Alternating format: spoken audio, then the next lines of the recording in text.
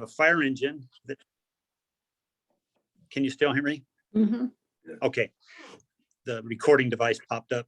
Okay, we have fire engine 99, which has, of course, me, the captain, an engineer that drives the apparatus and is responsible for all the pumping apparatus. We have a firefighter, paramedic, and a firefighter. Now, our engine is referred to an assessment engine, which means we have one fire paramedic on that apparatus. Most often on emergency medical calls, we're first on scene. Typically, we may beat a paramedic ambulance. So that paramedic's sole responsibility is to assess the patient, stabilize the patient, and make sometimes base station contact with the hospital to get the best advice and work with the doctor at the hospital to give that patient the best treatment. And while preparing the patient for transport, once the rescue arrives on scene, then we have two more of our firefighter paramedics that will transport that patient to the hospital, which typically will be our rescue, and that's rescue 99. And we have two fire paramedics assigned to that as well. In addition to the engine and the paramedic rescue, we also have what we call our brush fire patrol, brush patrol 99. That is not staffed, but in the event that we do have a fire, we'll shut down our paramedic rescue and assign those two fire paramedics to the brush patrol. So for example, if we get a brush fire right here in the 99 community, we'll respond. And just to kind of give you a complement of resources that will respond to that type of a fire, you're going to get 5 engines. You're going to get 1 additional engine to support the helicopter companies. You're going to get 2 fire trucks, 2 battalion chiefs, an EMS captain, and 2 helicopters. One of those helicopters is designed for observation to kind of locate the fire. The other helicopter is a water dropping helicopter. Now, typically, if it's in the 99 area district where you live, we'll be first on scene, and that's my job to make the decision if we're going to need additional resources. You happen to live in probably one of the best places in the world for fire resources to fight brush fires, with the amount of apparatus and tools and equipment that we have to mitigate any type of these fires that come into this area.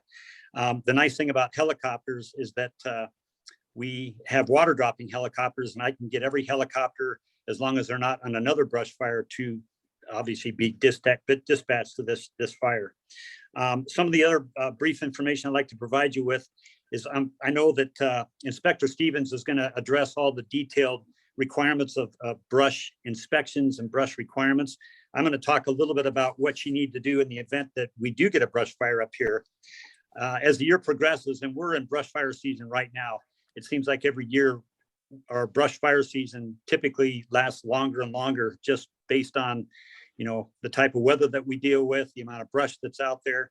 Perfect alignment for a serious brush fire is when the weather warms up, you've got wind, and then you've got the brush itself that sometimes is over 100 years old, and the terrain. When all those are lined up, when you step outside on a fall morning and you feel a warm air blowing in your face, and you feel that it's dry and the wind is blowing, that's when you need to start being concerned. When you have to start putting chapstick on your lips in the fall, that means the brush fire season is coming. And what I advise you to do is pay attention to the weather, pay attention to the radio, news broadcasts, when they kind of give you an indicator when these Santa Ana winds take place. There's another name for the Santa Ana winds, that's the fan winds. It's when the cold air comes out of the northwest, northeast, blows into our desert areas, and blows that, the cooler air blows the hot air out, and it comes out around the Santa Anas and blows right into this part of Southern California, obviously drying out the weather, the significant winds, and then of course we've got the significant brush. Some of the things that you should be concerned about in the event of a brush fire coming preparatory to a brush fire, the best thing you can do is to secure your home. Don't have a lot of storage items outside on a patio deck. Don't store firewood against your house. Make sure the windows on your house are closed. Make sure there's no way that fire can impinge or make its way inside your house by leaving doors open or windows open. You always want to have a safe escape plan. In other words, you know, sit down, have a family council, talk to your husband, your wife, your children, guests, and make sure they know what the plan is, what door you're going to exit, and have 2 different routes to leave the community. In other words, figure out, are you going to go down Beverly Glen, or are you going to go out the opposite side of Mulholland? Always have 2 routes to escape. And when they do announce an evacuation, there's voluntary evacuation, there's mandatory evacuation. I'd be seriously considering the voluntary evacuation, because that's the very early stages of a fire. Typically, human nature is people want to wait till the last minute, and that's the worst time to get out of a community because everybody's trying to exit. What happened up in Oakland several years ago, people actually got trapped in their cars and didn't make it because they were caught in smoke and fire, and they couldn't get out of their cars because it was unsafe, and they couldn't move their cars because they were in gridlock. So keep a plan for an escape. When the brush fire season is approaching, which is right now, pack a little bag of snacks and extra clothing. Take into consideration your medications. If you have dogs or cats, obviously you want to plan on taking them, and make sure you have a comfortable way to, maybe you're going to go to a relative's house, maybe you're going to go to a location where there's different locations that will provide for you to stay while you're evacuated. The evacuation is key because I've worked in Hollywood where there's some significant evacuation concerns, as there is up here on Mulholland, and that's something you definitely want to have in place and a plan for. In the event that there is a fire in this community, our primary responsibility is what we call structure protection. We're here to protect your homes. Everything that we carry on our apparatus is strictly to obviously mitigate the brush fire, stop the fire, slow the fire. And that's my job when I get on scene, is to identify where the fire's at, which direction it's burning, and then identify through maps and some of our computer systems how to locate where we need to send our apparatus. So say, for example, there's a fire as you're heading down Beverly Glen, it's burning up towards Mulholland. I identify those neighborhoods where that fire is burning. We try to identify those communities as soon as we can so we can get apparatus placed on your streets, in your neighborhood, to protect your homes, to protect your neighborhood. But when LAPD comes through, or we come through and ask you to evacuate, that would really help us, because then that's one thing off our plate, that we don't have to worry about human life, that you are a priority, number one. But we want to be able to protect your homes, but just know that you're our first priority. You can help us by evacuating the area. Some of the other concerns that we have is, security of your home. Make sure you lock your house up. If we need to get into your house, we have a way to get into your house. Lock it up tight, make sure it's secure, and make sure that you establish communication with other family members. Let them know where you're at, because oftentimes, family members are trying to get a hold of you. They're not able to get a hold of you, and our phone is ringing off the hook because they obviously think the worst has happened, that you've lost your life in that fire, when actually you're at the bottom of the hill at a community center waiting for this fire to be put out. That's the biggest concern. I think that's all I have for now. I'm going to let Inspector Stevens cover brush clearance. Brush clearance to me is the most important thing you can do to protect your home. And that's something that you certainly should keep in mind. One other thing I want to make sure is, if you have any questions, please call us. I'll give you my phone number here at the fire station. It's 818-756-8688. I'm sorry, 818-756-8699, 8699. Now, I don't know if you can see this, but this is like a cheat sheet that Inspector Stevens is going to talk about, is the brush clearance minimum requirements. If you're not aware of that, you don't have it, I can email you a copy. I'll give you my email address, or you can stop by the fire station. I'll give you one. That's critical, is take care of brush clearance, take care of when the brush fire inspectors come out. And if you have any questions, if you have neighbors that are not doing the brush clearance, you can call the fire station.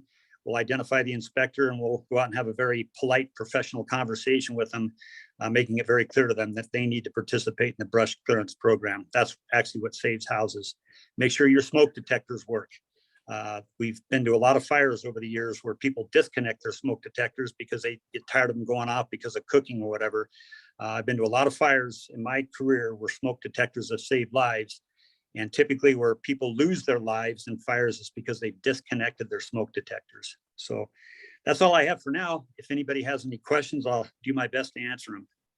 Okay, Captain Johnson, thanks very much. That was really interesting. And questions have been coming in. They got emailed to me before as well. So one question is, Beverly Glen is highly congested, and we understand that there might be conditions under which we are asked to shelter in place.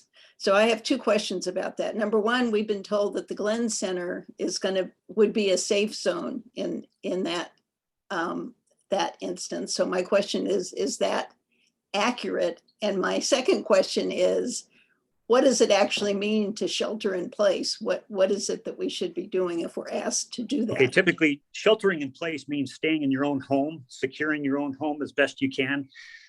So for example, if there is a fire coming and we're telling you to shelter in place, we're going to make sure that you're going to be safe in your own home. Oftentimes, even we will shelter in place. In other words, if we're at the point where we're possibly going to get overrun by a fire, our safest place is to make access into a home and let that fire burn by or burn over us. And then we can exit the home once the fire has come through that area. So when we tell you to shelter in place, that means stay at home, shut your doors, shut your windows, and stay there until you get more information. If you can't keep your radio on, keep your TV on. LAPD is very good about getting out in the neighborhoods. We're very good about getting out in the neighborhoods on a PA system. Not always will we knock on your door, but we have a PA system so loud that you can hear us inside your house telling you exactly what to do. I would just make sure you have plenty of drinking water, food, snacks, for yourselves, medication, food, water for your pets, that kind of thing. If you have the one concern that we do have is if you have an elderly person that's on, breathing assistance or any medical supplies that require electricity, that's something that you need to be concerned about because, for example, if the electricity goes out, and this has happened, where the life support, life assistance that they have through those machines cannot work. So some people have backup generators, or if that's an issue that you're concerned about, call 911. We can transport your relative or family member to a location where we can get them back on that machine with electricity. So that's something that you should plan for in advance. Well, we could keep you here asking you questions all day and evening, but in respect to the other speakers, I'm going to come back to you at another time with questions, and maybe you can answer them, and I'll get them out to the folks. Absolutely. Okay. And just one last thing, please call us at the fire station. We love to answer your questions. We love to help you. That's what we're here for. That's what you pay us to do, is to provide for your safety. We want you to have peace of mind. We want you to sleep well at night and know that you're protected, and we'll do everything to make sure that that happens. And thank you for your time. Thanks for inviting me. Thank you, Captain Johnson. We're so pleased to have Station 99 take care of us. Well, and thank you. My 33 years on the fire department, I've never been treated so nicely as I've been up here. I feel like a spoiled kid at Christmas. Every day there's somebody dropping something off, and thank you all for being so supportive. That means a lot to us. Captain Johnson, thank you very much. That was absolutely spectacular. Inspector Stevens, thank you. Will be next. Matt, you're on. Okay, thanks, Len. I appreciate you and Joan putting this all together, and Bill for getting invited. I'm going to talk a little bit about the history of why we're here. So you live in what is considered a very high fire hazard severity zone. This was established in 1993 from a direction from the state fire marshal. And that was in response to the very high fire hazard severity zone was initially considered the Mountain Fire District. And that was established in 1963 as a result of the Bel Air fire that happened in 1961, which destroyed 484 homes. Then in 1971, they added the fire buffer zone, which was established after the September 71 fire of Chatsworth, where I believe is 198 homes were lost. And then in 1993, after the Oakland Hills fires, which was up north, which destroyed 3,403 homes, 780 of those homes were destroyed in the first hour. So at that time, the state fire marshal set regulations and established a very high fire hazard severity zone, which is where we are now, and which is where Bel Air Ridge is. So my job is to enforce the fire code, and the fire code addresses brush clearance. So the way the brush clearance unit works is that each inspector is assigned fire station districts. My districts are Fire Station 99, which is on Beverly Glen and Mulholland. Fire Station 108, which is more towards Coldwater Canyon in Mulholland, and Fire Station 78, which is Whitsett, just north of Ventura Canyon, or Ventura Boulevard. So altogether, that gives me about 8,600 properties and parcels that I'm responsible for enforcing the fire code, which is quite a task. We have almost 140,000 parcels within the city of Los Angeles that are within this very high fire hazard severity zone. So basically our process, the way it works is every February, mid-February to March, we send out owner mailers to everybody in the high fire zone. Those owner mailers consist of guidance on brush clearance, states what the fire code is. It basically gives you a warning, a heads up that we're going to be out on. Typically, it starts on May 1st to do our initial inspections. Also on that mailer, it's very good to know that they include a PIN code, so you can go to our website and actually register with the website that we have for the brush clearance unit. And I'll give you a couple of websites when I'm done speaking, and if you don't know how to get on to that website. So that mailer goes out usually February, March, give everybody a heads up. And then beginning May 1st is when we start our initial inspections. So our initial inspections begin, and it takes us usually about 5 to 6 weeks to get through all 140,000 parcels. There's 12 brush inspectors. We typically get another 25. The process has kind of changed over the last couple of years, but lately, the last couple of years, we get about another 25 to 30 firefighters, other inspectors that are in other units to help us do the initial inspections. So altogether, we have about 50 people to canvass the 140,000 parcels. Once the initial inspections are done, the homeowners get 20 days. The fire code states 15. We allow 20 days for mailing. So on that 21st day, they're due for a reinspection. We perform re-inspections, and at that point, if a property is not cleared, then we would issue a second notice, and then at that point, we'd have the ability to put it out to contracting with using our city contractors. So just so you know, we have about 140,000 parcels we look at every year. There's about, I'd say, 10 to 15% that are in violation initially. So we're looking at 15 to 20,000 initial notices that go out every year. And then when we do our re-inspections, it leaves us typically about 5,000 to 7,000, give or take, properties that require second notices. And then, like I said, after the second notice process has gone through, then we start contracting out private parcels. So our goal is to enforce the fire code, but it's also education. And those of you who know me, I try to be very involved in the community here. I try to answer questions. I try to make myself available as much as I can. Like I said, it's 8,500 parcels, which is basically 8,500 contacts for me every year. So, but that's fine. That's why I'm here. So I'll talk a little bit about the fire code in relation to your brush clearance. And like Captain Johnson said, what we really want is defensible space. We want the fire stations, those on the fire engines and whatnot, to be able to get behind your home and protect it from a fire coming down the hillside or up over the hillside. So the city fire code requires a 200-foot clearance from homes. The state fire code is 100 feet. The city requires 200 feet. We have probably one of the most restrictive codes within the entire state. The only one I know of, I think Ventura County has a 200-foot requirement. Other than that, I'm not sure how many, who else has that requirement. So what we look for is to maintain all grass and weeds, like dry brush, to be cut down to no more than 3 inches, 200 feet from homes. We want the lower third of trees and shrubs cut up from the ground. So if you have a 9-foot shrub, we want 3 foot from the ground cut up. So 1/3 of the height of the shrub or tree.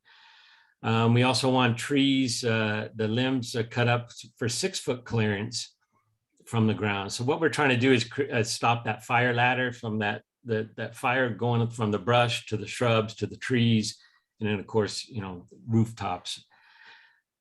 Trees also, if they're dead, we want them removed. We want them dead wooded, so that dead, dry, all those branches, all that material within the trees, and also shrubs removed.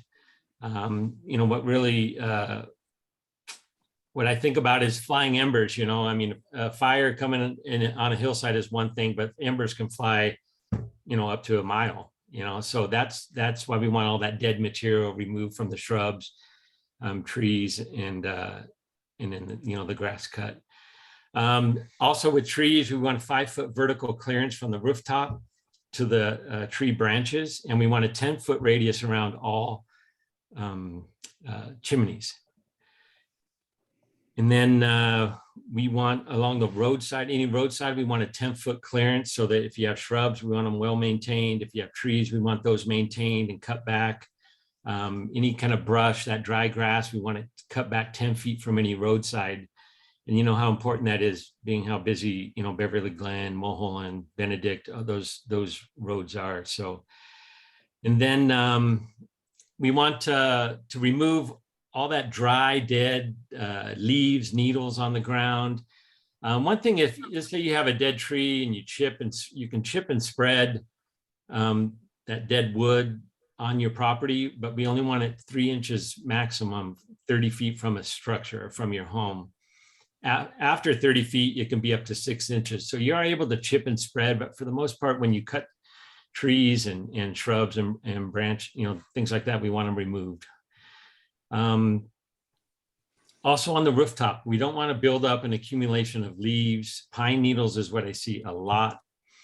We want all that removed from the rooftop, because once again, you have flying embers and those land on your rooftop, then you got a problem. Also the gutters around homes, you want all that removed also. That's the basics of the fire code. Like I said, there are a couple of websites. The website we use for the brush clearance unit would be VMS, it's Vegetation Management System. So VMS3.LAFD.org. And that's how you would register your home. Once you get that PIN code on that owner mailer. If you don't have that, I'll give you the phone number to our brush office. And I'm also going to give you my contact information. Since the majority of you, I'm assuming, live in my district, contacting me directly would be the best bet. But the phone number for our brush clearance office is 800-994-4444. Or you can email lafdbrush@lacity.org. My email is my name. Hopefully you can see it on the screen, I believe, matthew.stevens@lacity.org. And then my cell number, my work cell is 213-264-9857. Also, I would direct you just for any general information to the LAFD.org website. On there, there's a fire prevention tab, and under that, there's a brush tab you can click on. And within that brush tab is all the information you're going to need. It has a copy of the owner mailer, which talks about brush clearance requirements and our process, history. It has links to our contractors that we use that are certified by LA City. And it also has some information on AB 38, which I'll briefly touch on. I'm not an expert on bills, but I know it's starting to affect us. AB 38 is requirements set forth. Now, when you sell your home in these very high fire hazard severity zones, they're wanting a proof that you pass the brush clearance, that you have defensible space. We can provide that certificate, but you need to contact us, and contact me. And Captain Nassour is kind of handling all that right now. But Come in. yes. Oh, no, you're good, dude. Are you still doing it? Yeah. Yeah. Fire station life. Sorry for the interruption. No worries. I was touching on AB 38. So just so you know, I don't know if any of you are aware, there's also on AB 38, there is a link on the LAFD.org website, fire prevention brush, and then it talks about AB 38. The only thing we really provide is the initial that the defensible space is met, that you've met the requirements and your property is in compliance. Other than that, with the home hardening aspect of that AB 38, we do not do any home hardening inspections. It's very important, home hardening, when they talk about it. But we don't do any of those inspections. So if anybody has any questions, I can try to answer those. So I'd like to raise one question. We have time for one question, I think, and that is, suppose I look out my backyard and I see a mass of trees and with dead branches, and it's not part of Bel Air Ridge, and I don't know who owns it. Mhm. And I think it's private property. What can I do? Do I call you? Who do I call? Who can I report it to? How can I get it fixed? Absolutely. If you're in my area, I'd prefer you just get a hold of me directly. My email is always the best for me. Being in and out of the hills, I don't have great reception and whatnot, but email is always best for me, or you can contact the brush unit, which the phone number and email I gave to you. But if you contact me, I try to get on that right away and get that corrected and see what the hazard is. Okay, great. Thank you. Thank you very much. And thank you for all that you do, and you too, keeping us safe and certified and all that good stuff. And we thank you for being Thank here. you. Appreciate it. Matt, thank you so much. I really appreciate it. We all appreciate it. And I certainly learned a lot from both you and Jerry in the last half hour. So again, thank you very much. Excellent. Our next speaker is going to be Peter Meza. Peter, fire away. Thank you so kindly. It's a pleasure being here. Great to see Lynn, and thank you the rest of the homeowner association folks that are here and the fire staff. And so I thank you. I'm just going to go very quickly because I have a lot of ground to cover. The Department of Insurance is regulated by an insurance commissioner. He's one of the elected officials.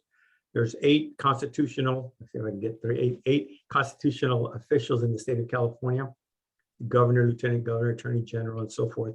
And the commissioner is one of them. So 1,400 employees at the Department of Insurance. We regulate the insurance industry. A lot of people don't know about us. Anyways, this is some of the things that I'll be covering today. The role of the insurance commissioner, making sure you have enough coverage, the importance of home inventories, keep your insurance, moratoriums, the canceling, the non-renewing that is happening, a little bit about the California Fair Plan, and then shopping for insurance. So let me start with the role of the insurance commissioner. It's to protect consumers. That is his goal. He wants to make certain that we're a consumer-friendly type of an organization. We maintain insurer resolvency. So it's through the appropriate property and casualty rates. We make sure that they are financially analyzed or financially audited. Regularly, we conduct market conduct reviews. We resolve consumer complaints and investigate and prosecute insurance fraud. We enforce the laws of the state of California. The insurance commissioner cannot make new regulation. Any of the changes that are made to the insurance laws must require an intervention by the legislation. Now, let me talk a little bit about having, do you have enough coverage? Back in 2003, I was one of the 5 officers that was auditing the wildfires of 2003. And we were finding that a lot of folks did not have sufficient insurance. So, there's been some adjustments in the laws and regulation for requirements for insurers, but it's great to trust your insurance agent, but also verify. So I would say on an annual basis, or at least biannually at the latest, check to make sure you have the proper limits. The cost to rebuild your home is almost always different from the market value. So just because you have a $750,000 or $1 million home, it does not mean that's what you need to replace it. Okay, that's not the amount that you need for insurance. It's the amount to rebuild the house, because it doesn't take into consideration the land. So the land is not something that you're not going to need limits for that. So the estimate to rebuild your home, let's go to the last one. Remember that when you're making these adjustments and you're getting the right limits, make sure you consider the foundation, the amount of stories, and then any extra material. If you have granite, floors or other things, countertops, then you should make adjustments for that. I personally, about a year ago, I had to ask the insurance company to adjust my numbers and increase my limits because I could tell that they were off just a little bit. So you need to do some of that yourself and check, make sure. I understand we trust our insurance agents. I was an insurance agent for 3 years, but everybody makes mistakes. So be careful. Let's go on to the next one. Do you have enough courage? We'll continue on that. Cost to rebuild your home should be adjusted each year to account for inflation. Every year, my insurance goes up, the limits go up because there's inflation cost, there's construction cost, higher labor and building material. So make sure that you do that. Make sure you have enough for the other things, like your other structures, detached garages. Maybe you have a very extended, expensive swimming pool, guest home, other of these things. Make sure you have the sufficient coverage. I will talk a little bit about the extended replacement cost. That is kind of pretty standard now. Most insurance companies are adding this. So on top of the limits that you have, they put this little thing where they'll give you an additional 25 or 50%. My personal insurance has 35% higher than the limits. So it'll extend it in case you didn't have sufficient limits. So it's kind of a nice little thing. Everybody should check their declaration sheet, by the way. When you get an opportunity, go back, open up your policy and look at that declaration sheet. It'll break it all down and it'll tell you what kind of coverages you have.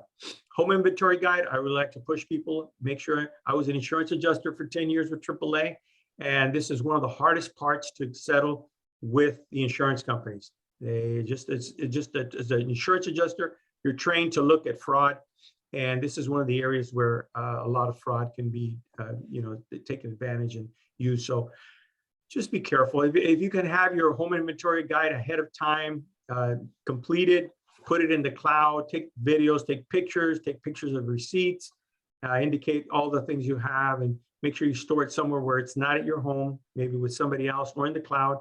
And you can keep all that information there so that if you ever need to bring it up, it's pretty easy for you to do so. Remember, if you have special items, insurance, basically, there's a limit within limits. So just because you have a nice big policy for, to cover for your personal property, there's going to be a limit probably. I don't know, jewelry could be $2,500, could be $5,000. They say, yeah, we'll pay you $250,000 for your personal property, but your jewelry is only insured for $2,500 or $5,000. So if you do have expensive items, collection, artwork, antiques, and other things, then you need to go and get that appraised and get that scheduled, get that specifically put in and endorsed on your policy. Let's see, we're still doing a good time. Keeper coverage. Insurance companies can run non-renewal for almost any reason that is risk related. Okay, I might need to make that clear. I'll repeat that again. Insurance companies can non-renew for almost any reason. Okay, you can even look at the claims history. That can cause a non-renewal. You put in too many claims. You want even one claim could cause them to want to non-renew. Things that are under your control: the condition of the property, the roof, the plumbing, brush on your property, leaves and gutter. Just like the AB 38 says, they have to build these homes, the defensible spaces and all these things. That's all great. Flammable items stored on your property. These are things that you can take care of, take control, do it. Things you can't control, the location of your home. I mean, you're there, unless you move out, but you're there. So, if you're near a brush or a forest, these are things that are out of your control. Uncleared brush on your neighbor's property. Those are things that you can't control. Perhaps you can call the fire chief and they'll help you get something done with that. We have areas where, that we've had that complaint up in Northern California, and, nobody takes responsibility for it. So the insurance company saying, no, you're high risk because of not your backyard, but the yard that's behind your backyard, and it's a mess. Wildfire risk score, you have no control of that. These are things you can maybe make some headway, and sometimes you can adjust these things, but if, you know, there's only so much you can do, and then you're still within that risk score that they give you, you know. So keeping your coverage, non-renewals can seem unfair, no consideration for individual tenure or claims history. Sometimes you say, I've been with this insurance company for 20 years, you know, and it just doesn't matter. It really doesn't matter. You have a claims history, my goodness. There's no consideration for pre-fire mitigation or structure fire hardening. I mean, AB 38 is great. The insurance commissioner has been very closely supportive of it, encouraging it, but it doesn't necessarily mean, we're hoping that the insurance companies will take it into consideration, but there is no, nothing that requires them to do so. So, you know, that's kind of crazy, isn't it? People hate to hear this. No change to your property risk. Sometimes you could be there for 10, 20 years and everything's been great. You've been keeping it up. And all of a sudden they say, guess what? You're no longer, you know, your risk score has gone through the roof. It's no longer any good. And it's just, you know, out of nowhere. So there's no clear, this is important for you to understand. I think if you understand this, no clear statewide standards for a fire resistant structure or mitigated property. Now here's the key. That will make an insurance company guarantee coverage. Now everybody can say here, oh, there are standards. I understand. But are those standards enough to make an insurance company guarantee coverage? Sorry to tell you. I mean, I'm the bearer of bad news, but I'm just trying to tell you realistic what we're dealing with here with the Department of Insurance. Homeowners and businesses don't know their risk scores and they aren't able to mitigate their score to find them. Now I understand sometimes we can get that information, you know, whether it's Fireline or maybe another one, ISO, there's so many. And sometimes you get a hold of it, but the insurance companies aren't required to tell you. See, and that's what I'm saying. They may tell you, but they not required to tell you. And so keeping your coverage. Now, as far as the moratorium, there was a nice law that was passed, SB 824. This was, it prohibits insurance companies from canceling or non-renewing your residential policy for 1 year after the governor has declared a state of emergency. So it will not only be the area which was impacted, but also surrounding zip codes. So even though you may not have been impacted directly, just because you were close to that, in close proximity to that fire where that was declared, you could also get this moratorium could actually impact you and help you so that you can make, you know, decisions as to what you want to do, at least give you a year and deal with that. Just to give an example, in 2020, after the SCU Lightning Complex and Coyote fires, the moratorium protected more than 167,000 policies in Southern Alameda County and Santa Clara County from being canceled for 1 year. So that was kind of a nice thing that we have. The FAIR Plan, no, if you can't go anywhere else and you ran out of options, this is one place you can go. It's a place of last resort. It covers, it's not a comprehensive policy. It only covers for fire.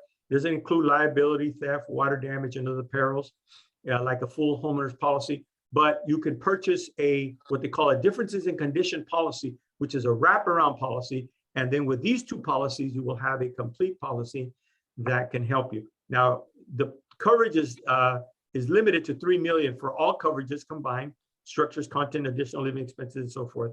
It used to be $1.5 million forever. It was just the same amount. And the Insurance Commissioner Lara was able to increase it to $3 million. There's another thing too, which is interesting. We won a lawsuit against them because they sued us.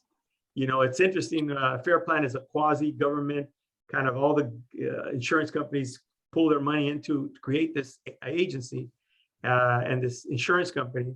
And they sued us when we told them, hey, we want you to create a policy that is all comprehensive so that people don't have to buy a differences in condition policy. And instead, you'll be a complete policy. And guess what? They sued us.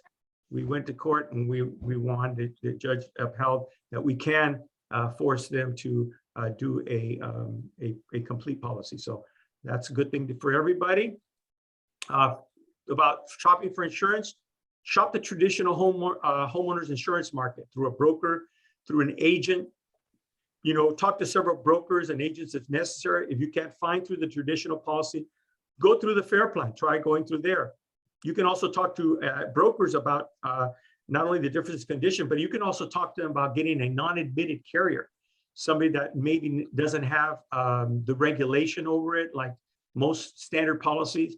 You know, there's the Lloyd's of London and on and on. There are many other insurers. They're not directly regulated by us, and they don't have the backing like the guarantee association, which will pay if the company was to go under. But you can find, and we find that they're pretty good insurers. So that's an option. We encourage you to visit us at www.insurance.ca.gov. Call us at our 800 number. I'll probably try to get that to you guys in the chat. 8 to 5, Monday to Friday, except holidays. And let me see if I got one more slide or two.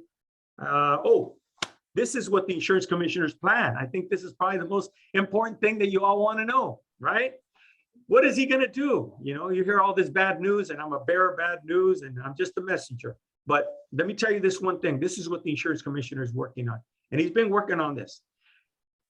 He's trying to look to a way to require more transparency with these wild risk scores and the models, you know, because everybody says, all insurance says, hey, there's proprietary information back there, and we can't tell you what, you know, because these, you know, these are trade secrets, you know, and we tell you what we're doing, and then the other insurance company, you know, is going to know. And so, you know, there's all these things that we're dealing with. And so he wants to require insurance companies to open up what they're using for these models and what the models are, and perhaps even regulating that.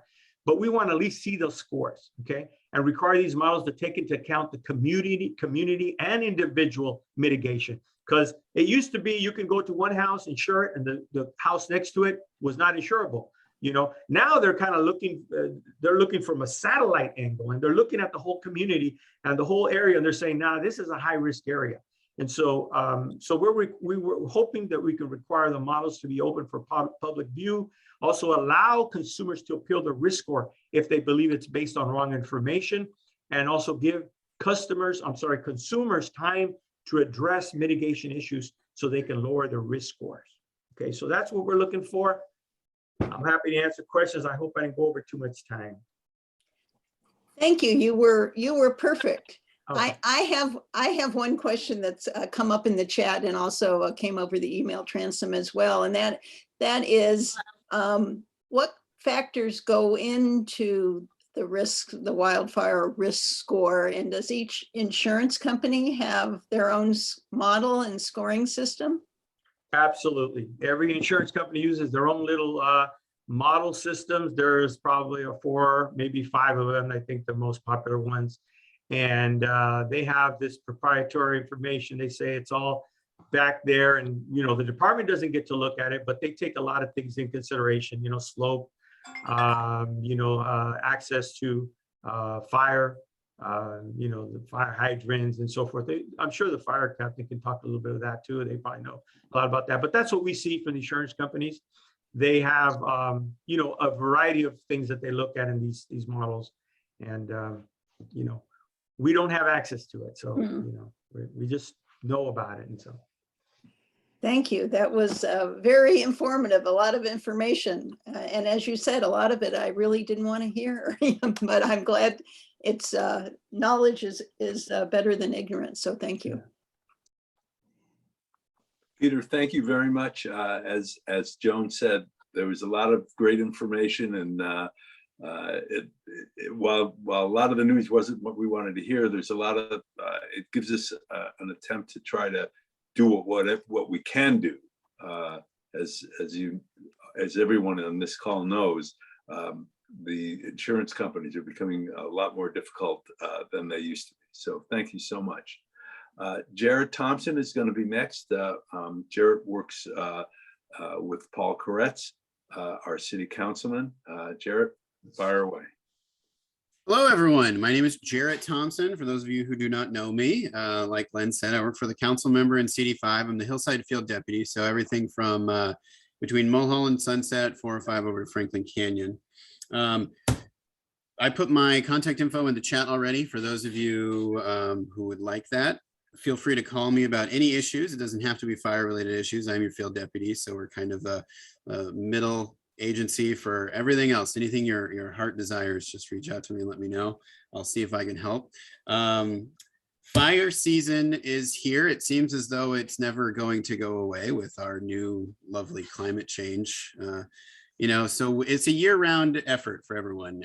Brush clearance season has its season. Maybe that'll extend one of these days, probably should, but that doesn't mean that the council office is not doing work to mitigate these issues year-round. As some of you know, I've met with many of you on site at different locations, any issue locations, particularly at the beginning of the fire seasons. So, all kinds of aspects. So just to start, LAFD covered a lot of the really important stuff in terms of brush clearance. I work very closely with Matthew and Charles, the other inspector for the area.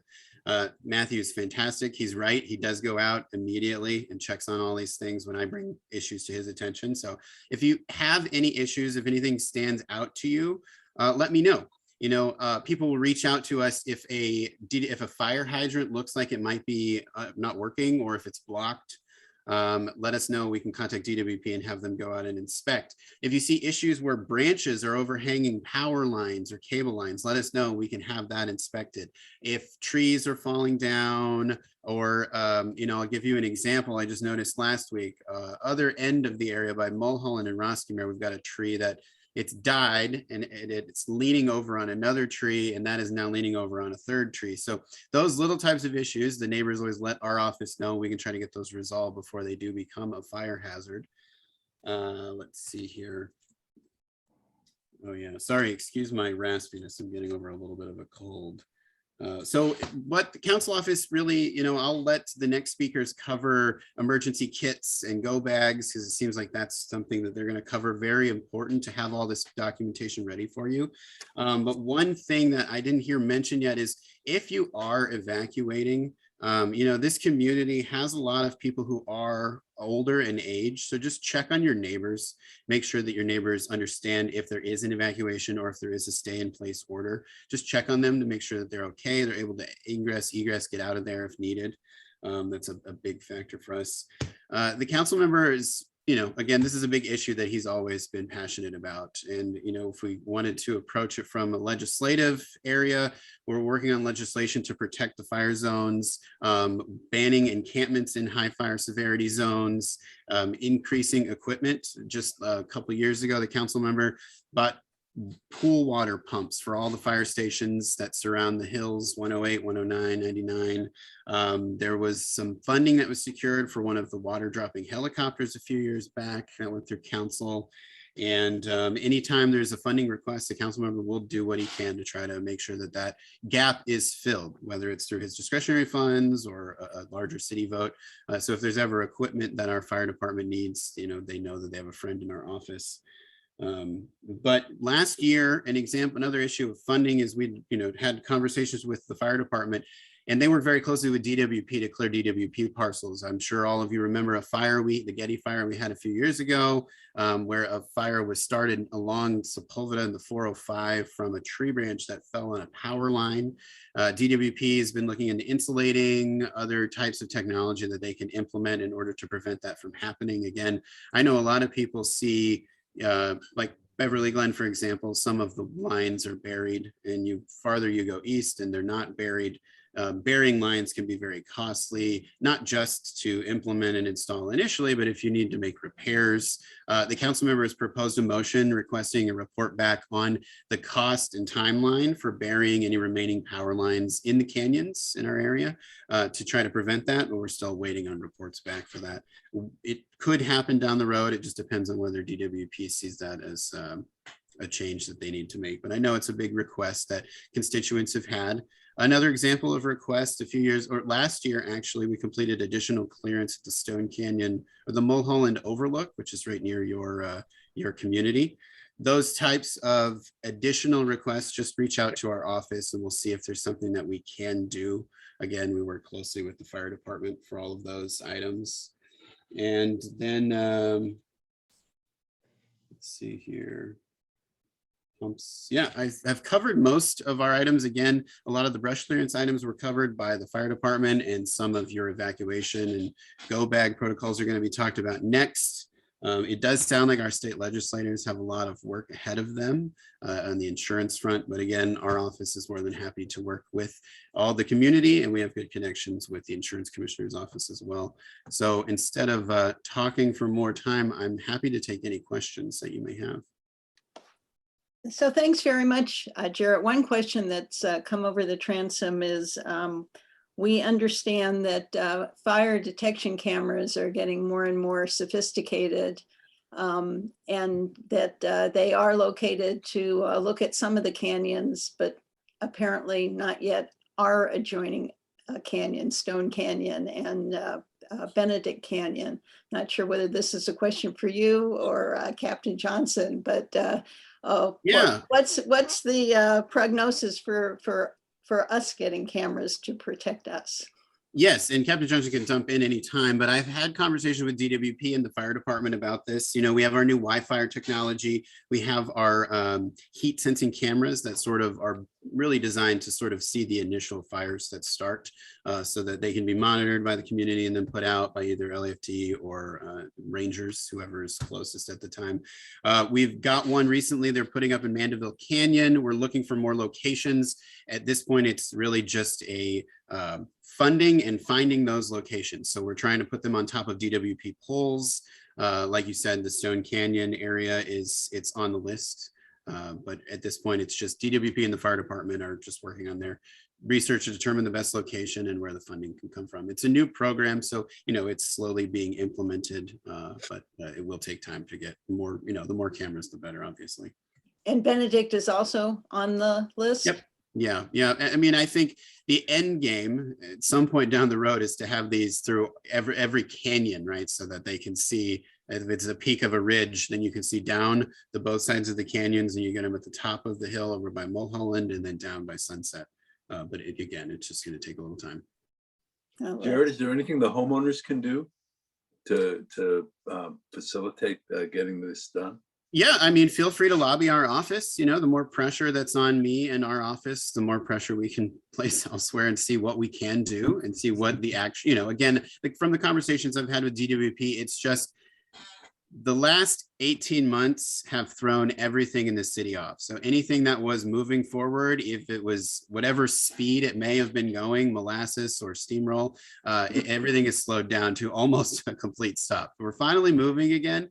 So, just if you think of it across the board, it was a bump in our implementation, but DWP and the fire department are very serious about implementing these and installing the cameras because we want to use any technology that we can. It's just like someone hasn't mentioned yet today, but drone use. The fire department is starting to use drones. Some of the inspectors are becoming licensed in order to utilize those for really steep terrain that they just can't get a body up to do an inspection. And we're trying to use any technology that we have at our hands. Would private funds help, or how might that work? We can have that discussion. The issue, everyone always, private funds are great, but they are tricky, right? You create equity issues whenever you're trying to fund anything that comes from sort of a public entity, whether it's resurfacing of a road or trying to get some cameras installed. But it's a conversation that we will have with the fire department, with my team, and see if there's anything we can do. I'm sure that there are surely nonprofits out there that you could donate to, but from a city perspective, money isn't something we can deal with right now, but thank you for asking that. And do you see any new regulations coming down the line from the city? Well, as I mentioned, we don't allow encampments in the very high fire severity zones anymore. That was new legislation from just under 2 years ago, I believe, so now LAPD can come out and remove someone who does have an encampment just to try to prevent the fires from cooking. So, if you ever see any signs of that, reach out to me immediately, let me know, and I'll speak with our senior lead officer. Aside from that, yes, there's some other legislation that's a little bit, is not directly related to fire, but I'm sure some of you have heard about the wildlife corridor project that could be implemented. The council member is very passionate about that. Now, I know there are some people that have concerns with that. It's still very much in the process of being worked out, But a big aspect of that is home hardening, as someone had mentioned previously. Fire resistant materials, roofing materials, siding materials, that is not necessarily directed at the wildlife aspect, but is directed at new construction and making those homes more fire resistant. So yes, that is one of the legislation pieces coming down the line. The same for the Ridgeline ordinance. There are also home hardening aspects in that that's currently on hold right now. But yes, so we're always working on new things. So thank you, Jarrett, for all that you do. You've really been a tremendous help to us in helping to get some of our adjoining areas cleared. And you're always available, much appreciated. And I think your home hardening comments provide a good bridge to our next speaker. Jarrett, thank you very much. I think I know I've learned a lot of things that you guys have done that I wasn't aware of and are willing to do. So I really appreciate it. Again, I thought it was great. As Joan kind of led in, our next speaker is Antoine Kunch from the community, from the Resource Conservation District. Yes. Antoine, you're up. Great. Thank you. Thank you, everyone, for having me today. Great presentation earlier. It's really great to be included in that group. So thank you for that. So my name is Antoine. I work for the Resource Conservation District of the Santa Monica Mountains on community resilience and wildfire preparedness programs. And I'm going to start by just briefly telling you a bit more about the RCD and who we are, because not everyone is familiar with the type of organizations. So the Resource Conservation District, RCD for short, of the Santa Monica Mountains is a special district of the state of California. So we are a state agency working on promoting land stewardship and resource conservation. And we work also on wildfire resilience. The department that I lead is a community resilience department where we do a lot of science-based wildfire resilience preparedness and education program. We also have a team of biologists and a team of educators working throughout the Santa Monica Mountains, including LA County and Ventura County.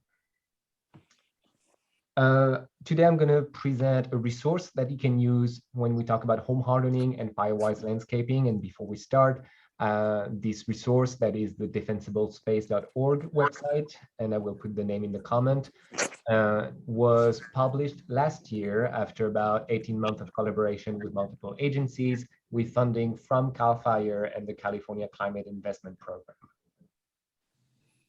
So this website that you are going to see and all the information that you will see on that website is the result of, as I mentioned, 18 months of collaboration with agencies, including the National Park Service of the Santa Monica Mountains, and Los Angeles County Fire Department, Ventura County Fire Department, the California State Parks, the Santa Monica Mountains Conservancy, Mountains Restoration Trust, UCLA and UC System researchers at the Agriculture and Natural Resource Department, another researcher and scientist at the USGS, the Geological Survey, and local nonprofits that you may recognize, including Tree People, California Native Plant Society, and the Theodore Payne Foundation. So what are you going to find on defensiblespace.org? You're going to find information about home hardening with key concept about starting with the home. You need to remember that in wildfire condition, especially in LA County, we have a lot of wind-driven fires. That means that more than half of the homes that are damaged or destroyed during a wildfire in LA County are ignited by the embers. It's extremely important that you harden your home, and we will be talking about that. You're going to find information, as was previously mentioned by Matthew Stevens, about defensible space, about the different zones. So we're going to talk about how you move outward from the home and how you should think of your landscape as you move outward from your home to the natural habitat, and how to reduce the risk of wildfire in those different zones. We have community preparedness information, some that were mentioned by Captain Johnson earlier, about those checklists, about what to do before you evacuate, how to prepare. We have all of that as well available, as well as how to sign up for emergency alert systems. So if you are not signed up, go on those page and register, because you will get all the alert by email and by text messages. And we have some more like overall information about the location. So the Santa Monica Mountains, the wildland urban interface of the WUI, as we call it, and information about plants in general in the native ecosystem. So what is a fire-resistant plant? What are native plants? How can they help in the fight against wildfire and to protect your home against wildfire? So we kind of like demystify all of that and give you a lot of information. The key information is don't necessarily stick to plant list. It doesn't, the fire resistant plant is not always about the characteristic of the plants, but very often it's about the conditions and the maintenance. And we're going to emphasize that a lot. It's always about the maintenance of the home, of the landscape, to reduce the risk of ignition. And we have a lot of other resources that we compile to create that website. So first, remember, Los Angeles County, more than 50% of the homes that get ignited are ignited by the embers. So the photos that you're seeing here is the demonstration structure that we have in Topanga on Agoura Road, where we feature different type of material, different type of architecture that you can use to either build a new construction or to upgrade your home and reduce the risk of ignition of the structure itself. So what you see on the screen right now is what you will see when you go on the website, on defensiblespace.org on the home section. You will see that at the very top of the screen, you have the choice between new construction, upgrade, and maintenance. So you have like different tabs for different aspects depending what you're looking for. Then the content is divided by architectural feature of the home. So we talk about the roof, we talk about the eaves, the gutters, the vents, the skylight, all those important components that you need to check to reduce the risk. We have this diagram here that is a very important diagram. Very often when we do home inspection, people are a little confused. They're not sure how to prioritize. They're not sure what they should be upgrading first. So this diagram kind of like give you a sense of, depending on your budget, what you should focus on. For example, here we have the roof highlighted. So we know that like if you need to redo your roof, that's a major investment. It's going to cost a lot of money. It also has a very high priority level. If you look at the siding on the other side, redoing the siding on your home is also a very costly investment, but the priority level is not as high. So this way, depending on the vulnerabilities that you have, you can prioritize based on this diagram and reduce the risk for your structure. And you're going to see, I'm going to highlight it. You have maintenance here in the corner. It's the cheapest, highest priority level that you can have. Maintenance is definitely the way to do a lot of things that you can help to reduce the risk of ignition. And finally, on the right-hand side, you have a more like description with a lot of diagrams of, for example, here, because it's a tab above the roof, what is a Class A roof, what type of materials you should be using, how to upgrade, how to retrofit to reduce the chance of embers collecting in some areas of your home. We also have a section about the landscape. So we talked before about defensible space. This is an expansion of this. It's based on recommendation for LA County and Ventura County. So keep in mind that, as was mentioned before, regulations for LA City may be different. We mentioned the 200 feet of brush clearance. We based our diagrams initially on the state guidelines, that is 100 feet. We also have at the very top of the screen different tabs for new landscape, upgrade if you want to learn how to reduce the risk by relocating some plants, removing some plants, kind of like readjusting, respacing, and a tab on maintenance. What are the actions that you should do each season to reduce the risk of your landscape catching fire?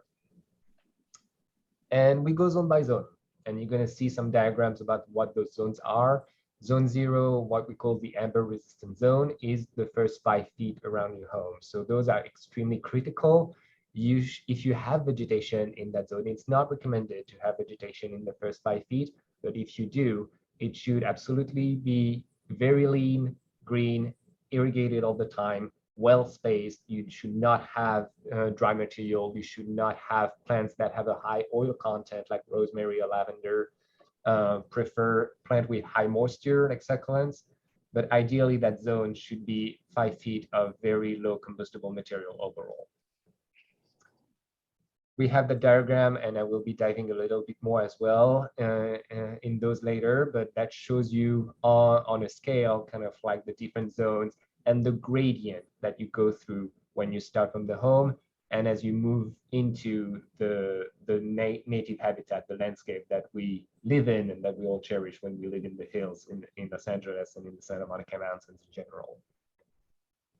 And same thing, recommendation on the right side about maintenance, plant spacing, and location. We have a lot of diagrams, a lot of contents that can help you really design a landscape that is fire-wise and that can promote native plants to ensure that we reduce the habitat fragmentation of the Santa Monica Mountains. So those are the zone diagrams that we mentioned. So the first 5 feet, zone 0, amber resistant, really should have limited vegetation material in that zone. Zone 1 is the home protection zone. It can go from up to 30 feet if you are on a relatively flat terrain, or 50 feet if you are on a slope.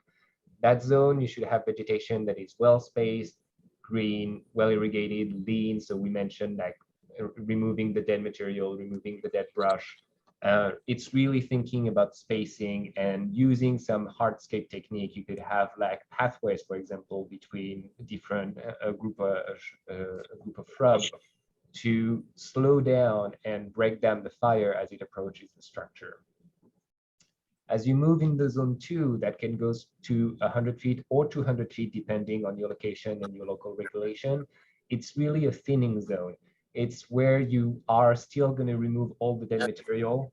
You're going to remove the grasses, all the invasive grasses that we can have in Southern California that can carry a fire very quickly through the landscape. And it's the transition zone into the native habitat. So keep removing all the dead material and try to promote healthy growth, healthy green vegetation in that zone. And then you have the surrounding wildland that is usually beyond 100 or 200 feet. And we have description of the different types of ecosystems, chaparral, coastal sedge scrub on that website that can kind of give you a sense of what is your surrounding. And I'm going to finish the website with a community section. We mentioned all those checklists for before evacuation or during a wildfire, what you should be doing. We also have diagrams where you are in a community with smaller lots that you can have defensible space that overlaps with your neighbor. What do you do in those conditions? So we try to explain here where you have like different defensible space zone that overlap, who is responsible for what, and what guidelines should be applied. I'm going to finish my presentation here with the programs that we have available at the Resource Conservation District for free for homeowners in our district. And good news is that you are in our district, so you can benefit from those. And I think Joan already circulated some flyers about our home ignition zone evaluation program. So the home ignition zone evaluation program is a 45-minute to an hour review of your structure and landscape. And at the end of that review, you get a detailed report with your top 5 vulnerabilities for both the structure and the landscape. So we look at home hardening as well. We not just look at the defensible space. All of that information is private. We don't talk to insurance companies. It stays with the RCD. We only use the information compiled in a database to inform future grant program. Defensible Space Consultation is a program that is going to launch this month. It's a review of your landscape done by qualified landscape professionals that will give you guidelines for creating a fire-wise native landscapes, really. So talking about the different zones and giving you some recommendations. We have a chipping and mulch program available as well for free, where we offer free chipping services. We are a little out now of the brush clearance section, but it's going to be running for another 2 years. So keep it in mind when you have to do your brush clearance. And finally, for those of you who have been affected by a fire in the past, or if you know people who have been affected by a wildfire, we have funds available for post-fire native vegetation restoration. So if you know someone that has their landscape devastated by a wildfire, let us know. we can help, and we would be very happy to do that. Here are my contact information. I think they will be circulated afterward as well. Happy to answer any question, and always happy. Thank you very much for having me today.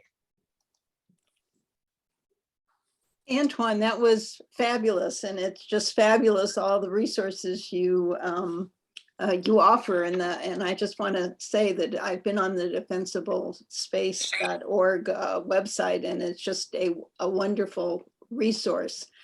So two questions with regard to the home inspections.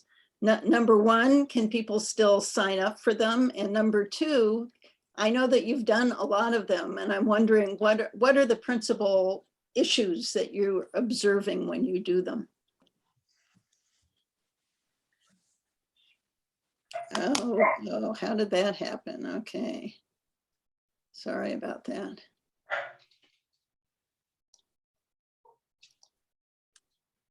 Sorry, it's my bad. I automatically mute myself when I'm done with the presentation. So yes, You're not off the hook yet. Yeah. People can still sign up for home ignition zone evaluation. Right now, we have a wait list because we had a lot of interest, especially the program has been running for a year, but with Wildfire starting, a lot of people are expressing interest in the program. So we apologize for the delay. We will get to you. It may take a few weeks for us to do that. Well, I'm sorry, what was your other question, Joanne? What are the primary issues you're observing when you've been doing these home inspections? It really depends on the community. So far, we've done 185 evaluations, and when I go on site, very often we're going to talk about the vents. We're going to talk about the mesh screen that is on those vents. Most structure, most constructions have vents protected with a 1/4 inch mesh screen. It's the default for protection against rodents.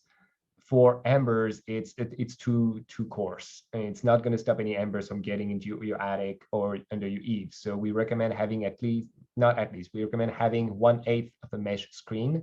That's kind of like the sweet spot with filtering as much amber as possible while maintaining the airflow of your structure. You'll also have companies that offer specialized vents that go like one step further. But in that case, you may need to do an airflow study to make sure that the airflow of your house is not going to be impacted by using those vents. The other issue is the eaves that we see very often. So seeing some open eave structure with gaps and cracks in the structure that can act as amber traps. When you are in an amber storm, embers love to lodge in there, and if there is an accumulation enough to catch the eave, that's how many houses also catch from for a wildfire. And finally, the number 3 is very often the first 5 feet. We see homes with very dense vegetation, very woody vegetation in the first 5 feet, including near windows that might be single pane windows.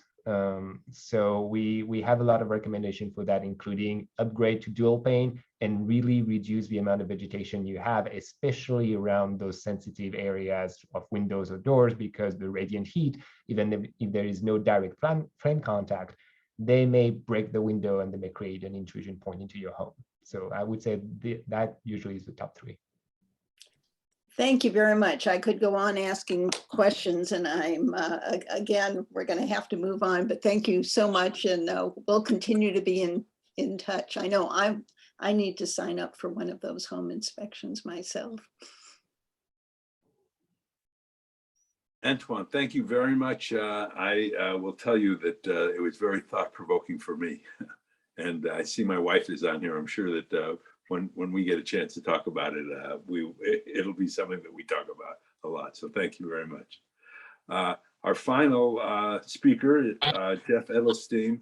I'm sure after all the things we've heard up to this point, we'll be very interested to hear what Jeff has to say about how we can protect ourselves better with the materials he has. So Jeff, please take center stage. Okay, well, I want to thank you for inviting me and having me back. Emergency preparedness, fires, earthquakes, power outages. We've been talking about for the last hour, 20 minutes on fires. We learned all the whys you need to get prepared about evacuating, defensible spaces, things you need to know in your neighborhoods. In the next 8 minutes, I'm going to give you a talk that could last up to 2 hours. So I'm going to give a lot of information in a short amount of time on some supplies you should have. This is not a sales pitch, hey, buy supplies from me. My main goal in the next 10 minutes is that you take some of these ideas and you get prepared over the next week or 2 weeks or 3 weeks, set some goals. So I've done over the last 10, 15 years, I've been out to your location many times. And people have bought pre-made emergency kits. Some of you may have pre-made emergency kits. You might have one that you put together yourself. Bottom line, when it comes to emergency preparedness, is having supplies set aside before disaster happens. Any of you that have been evacuated with any of the fires in the last 5, 10 years, I know I was evacuated with Woolsey Fire. The fire was about 400 yards from my house. It was a lot of fun, but all my friends and family that I've talked to that had to evacuate from that, people forgot things. So be organized and get prepared before disaster happens. So whether it's buying something pre-made or setting it aside, that have it organized. So I'm going to talk about a couple different places to keep supplies and a couple different items to have. Having a backpack or duffel bag set aside in maybe a hallway closet or in the garage or in your car is a good idea. Something that you could just grab and get out. What are some of the items you should have in some of these kits or set aside ahead of time? Well, most people want to have water. Water has these little bottles of water have about a 2-year shelf life. You want to have at least 3 to 10 days supply of water. At home, we have about a month's supply of water. We have big 55-gallon drums. Not easy to evacuate, but in our garage, we have probably about 15 cases of bottled water, something that it's easily accessible, easy to drink. And this is one of those things you could set a goal every time you go to the market or every time you go to Costco or wherever it is, buy some extra cases of water. You will never have enough. You look at the supply chain issues we had 18 months ago, 10 months ago, with the markets were empty. No water, no canned food, no batteries, no toilet paper. Who would have ever thought? So prepare ahead of time. So water is extremely important. Those of you that have pre-made kits might have little foil pouches of water. These are great. They have a 5-year shelf life and they'll hold up to the heat and the cold in a car. So it is a good option that you could keep set aside, not have to worry about for 5 years. The one thing I'd recommend to anybody that has these little pouches of water, since you have to tear them to drink out of it, find an extra water bottle that you have. So find a couple empty water bottles, reusable water bottles, and put them in your emergency kits. Because if you have these pouches, you pour it in here and now it's a resource. And you could walk around the house and drink out of it. That's a good option to add on to your emergency kits. They have little water filters that you can pop into your water heater. So it'll filter out the water out of a spigot. So there are filters available, but water is one of the most important things. Have it set aside anywhere from a half gallon to 2 gallons per person per day for, as I said, 3 days, 10 days, a month, whatever makes you feel comfortable. But you have to have it set aside ahead of time. Next thing to think about is food. The pre-made kits might have food bars. These have a 5-year shelf life. It's great. You don't have to cook it or heat it or add water. Tastes kind of like a coconut cookie. You could also use it as a weapon if somebody tries taking your supplies and clunk them in the head. But it does have a 5-year shelf life and it'll hold up to the heat and the cold in a car. Biggest thing I want to get through to everybody is make sure you have food that's going to meet your dietary needs. If you have a low sodium diet, you're diabetic, you have food allergies. This past year, I found out I'm very allergic to corn. So all those cans of corn that we had set aside in our emergency supplies, I can't rely on anymore. So we have the food bars in our grab and go kits, but in a hallway closet by the front door, I have about a month's supply of canned food, regular canned food. We have a list of it. And once a year, we donate it all to a food bank and buy all new canned food. It's a good way to rotate it. With the canned food, I have a manual can opener. So something that I could get to it, I could utilize it. but it's food that meets all my family's needs. Besides the canned food, something I really like adding in is customize the food to your needs. Little granola bars, single servings of peanut butter or applesauce. Add in things like that that are easy to use, easy to eat. But again, you have to make sure it's something that's going to fit everybody's needs in the family. Something you also don't want to forget, you're going to be stressed out. Besides having medication, I'll talk about that in a second, whether it's Pepcid or Tums or antacid, some sort of tablets, make sure you're going to be really stressed out. There's a fire near your house, there's a power outage, you had to evacuate, whatever the case may be. So not a bad idea to have some sort of antacid with your emergency supplies. Sanitation supplies, whether it's plastic bags that you could line a toilet if there's no running water, make sure you have some extra toilet paper set aside in your emergency supplies. Something that tends to happen, most people have first aid kits in their cars, in their houses, but they never update them. There's lots of items. I mentioned the water, the bottles of water have about a 2-year shelf life, so make sure you rotate that somewhat frequently. Your canned food has a 1 to 2 year shelf life. And then there's a lot of items in a first aid kit that people tend to forget. Aspirins, Tylenols, any type of tablets, ointments, different types of wipes, antiseptics. Make sure you go through your first aid kit about once a year and update those items inside of it. It doesn't do a lot of good if it's all expired. And then also like latex gloves, vinyl gloves, nitrile gloves, if those are sitting in your car, they tend to dry out and get brittle. So again, once a year, go through your first aid kit, your water, your food, update those supplies. Along those same lines, updating supplies, right, I should say along the same lines as first aid, medication, personal medication. I know it was mentioned earlier to have personal medication set aside. This is something you cannot forget. Make sure you talk to your doctor or pharmacist and find out what their protocol is in the event of a disaster. If you have to evacuate your house and you take your medication with you, are you going to have enough for a couple days? Or what happens if you're out of your house for 1 week or 2 weeks?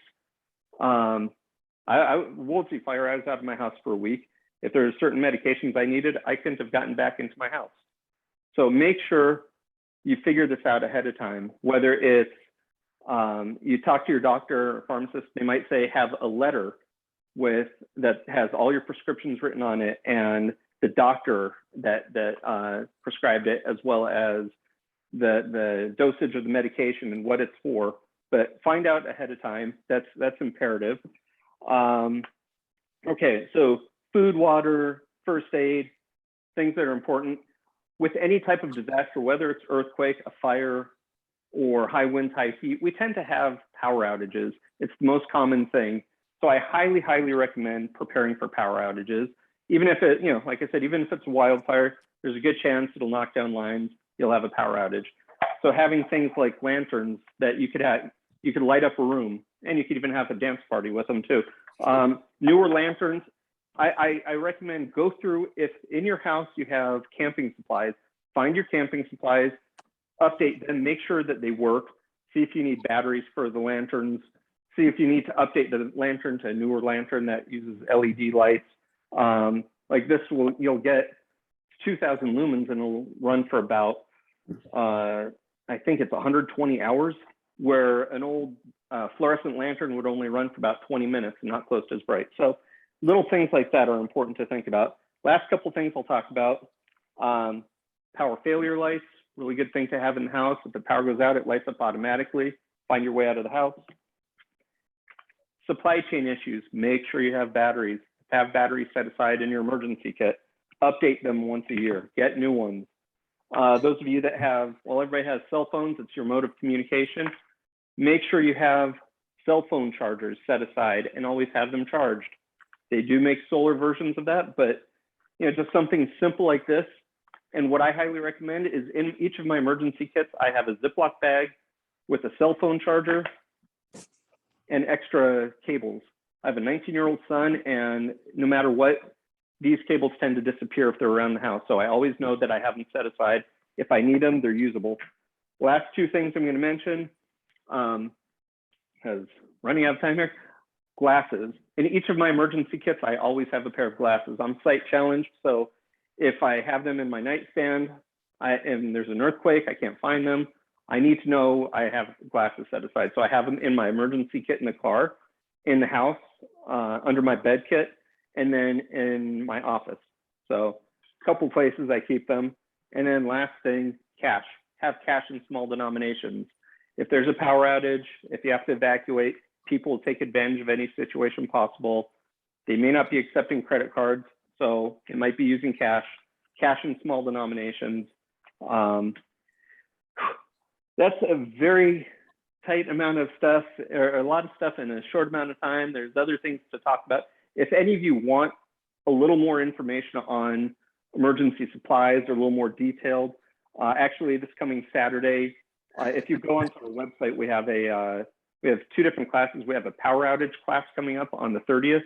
And this Saturday, we have a 2-hour class on emergency preparedness. They're free classes on sosproducts.com. You log on, you can sign on and get the class, sign up for the classes, but they are available if you want more detailed information. And I thank you for having me come out here. Jeff, that was wonderful, and sorry to have rushed you so much. It was fascinating. You have so much knowledge, and I know your intent was to help us all be prepared. But if we wanted to come browse your store or come talk to you, is your store open these days? I'd like to say our store is open. About 2 months ago, we were planning on reopening after it's been closed for about 16 months, the showroom. Now, the company's been running, we're shipping stuff, we have people picking up on a daily basis, but unfortunately, because of the rising cases of COVID, and right now we're a little too short-staffed to have the showroom open for people to browse. But if any of you have questions, give us a call. We could help you over the phone and really work through your issues and figure out what you truly need. So you can't come in the store, you could drive up and we'll help you over the phone and bring product out to the car. But unfortunately, right now, the showroom is closed for a little longer. Well, thank you. My pleasure. Back to you, Len. Well, first of all, I want to thank all 6 of you.